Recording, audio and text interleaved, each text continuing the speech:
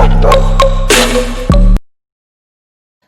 Friends, आज की video है हमारी न्यूटन्स फर्स्ट लॉ। पिछली वीडियो में हमने पढ़ा था Newton's law of motion. Newton के लॉ क्या होते, मतलब कितने लॉ होते हैं और किस तरीके से होते हैं। जो हमारे सर इसैक न्यूटन थे, उन्होंने 3 लॉ दिए थे। फर्स्ट लॉ ऑफ मोशन जिसे हम कहते हैं, second law of motion and third law of motion. चलिए पहले लॉ की बात करते हैं, Newton's first law. Newton first law, आखिर न्यूटन फर्स्ट लॉ है क्या? जो न्यूटन फर्स्ट लॉ है, न्यूटन ने कहा था एवरी बॉडी, एवरीबॉडी नहीं, एवरीबॉडी का मतलब है सभी लोग, एवरी बॉडी का मतलब है कोई भी एक बॉडी हो सकती है। इसमें सुनने में मिस्टेक बहुत हो जाती है। Every body continue its position of rest और ऑफ मोशन, ठीक है।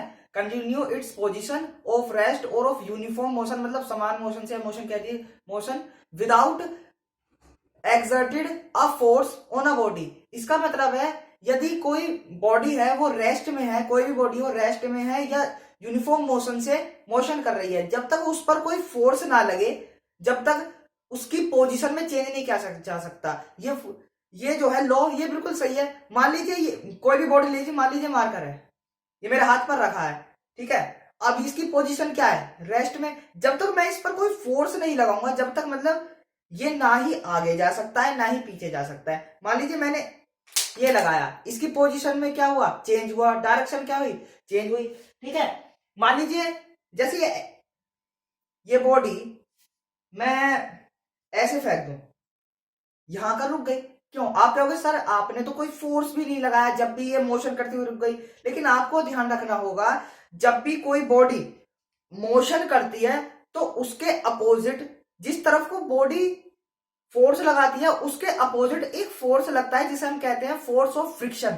उसका फ्रिक्शन की जो है उसकी वीडियो भी डिस्क्रिप्शन में लिंक आएगा, उस वीडियो का भी आप उसे जाकर देख सकते हो कि पूरे तरीके से पता होगा कि फ्रिक्शन आखिर है क्या चीज, कैसे कैसे काम करता है। मान लीजिए ये बॉडी गई, ठीक है, इस पर पीछे की तरफ से फोर्स लगा जब भी तो ये रुकी, वरना ये तो ऐसी चली जाती, ठीक है।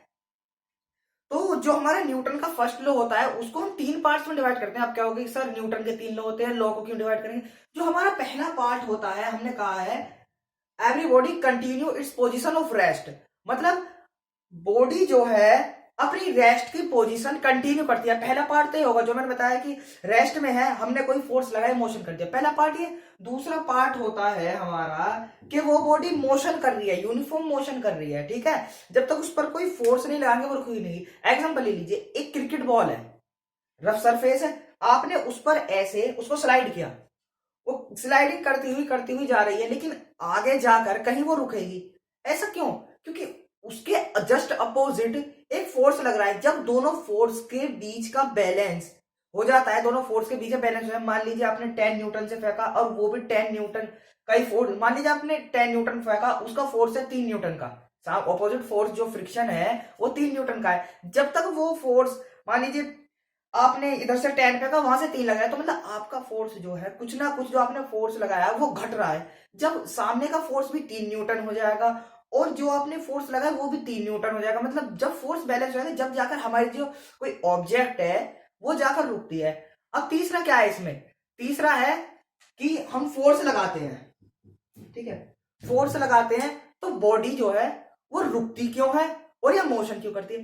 भाई जाहिर सी बात है, सामने से बैलेंस फोर्स लग रहा है, मतलब मैं मानने कह रहा हूं ऐसा नहीं है कि 3 न्यूटन ही लगता है। मान लीजिए 3 न्यूटन फोर्स है और इधर भी मान लीजिए कोई फोर्स नहीं लग रहा है, इसका मतलब ये नहीं फोर्स लग रहा है, इसके कुछ फोर्स लग रहा है, लेकिन जो ये वाला फोर्स है और ये वाला फोर्स है वो बैलेंस है। मान लीजिए आपने फोर्स लगाया तो क्या हुआ?